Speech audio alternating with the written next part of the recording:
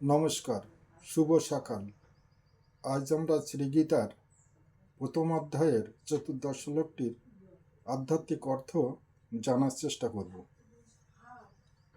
শ্লোকটিতে বলা হয়েছে, তত শ্বেতই হয়ই যুক্তে মহতি সন্দনে স্থিতৌ মাধব পাণ্ডবচ্চ এব দিব্যৌশঙ্কৌ প্রদ্ধতু। এরপর মাধব, শ্রীকৃষ্ণ, অর্জুন শ্বেতবর্ণের অশ্বযুক্ত রথের উপরই বসে দিব্যশঙ্খ বাজালেন। আধ্যাত্মিক অর্থ হলো এই, যখন সাধক প্রবৃত্তিমুখী বৃত্তির তাড়নে সাধন থেকে নিচে নেমে আসে, তৎক্ষণাৎ আত্মমুখী বৃত্তি সাধককে উদ্ধমনা করে। এই অবস্থায় সাধক প্রবৃত্তিমুখী বৃত্তিগুলিকে গুটিয়ে নিয়ে অন্তরের অতি উচ্চস্থানে আটকে পড়ে। এটাই মহতি উচ্চ রথ। এরপরেই সাধক দেখতে পায় তার কুটস্থে শুভ্র শ্বেত বিন্দু বিদ্যুৎ গতিতে 4 ভাগে বিভক্ত হয়ে উপরে নিচ এবং ডাইনে বাঁয়ে অবস্থান করে। এটাই হলো শ্বেত চতুষ্টয় অশ্ব।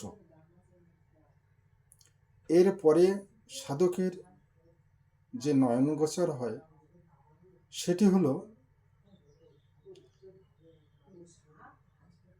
অখণ্ড মণ্ডলকারে ঘোর কৃষ্ণবর্ণ কৃষ্ণমণ্ডল। এটাই হলো মাধব।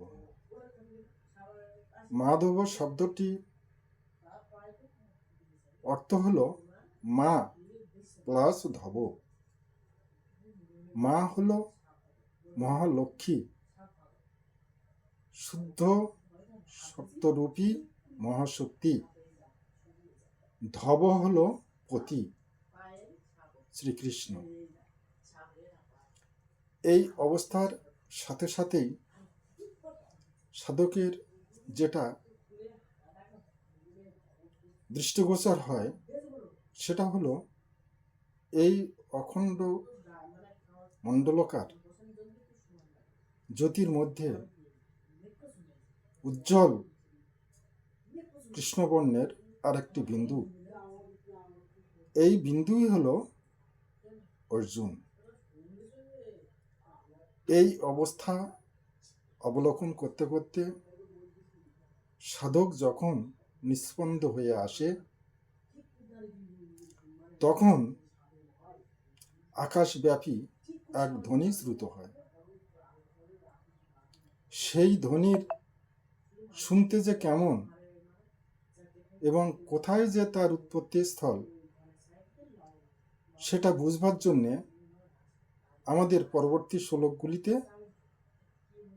বলার চেষ্টা করব। নমস্কার, আজ এই পর্যন্ত।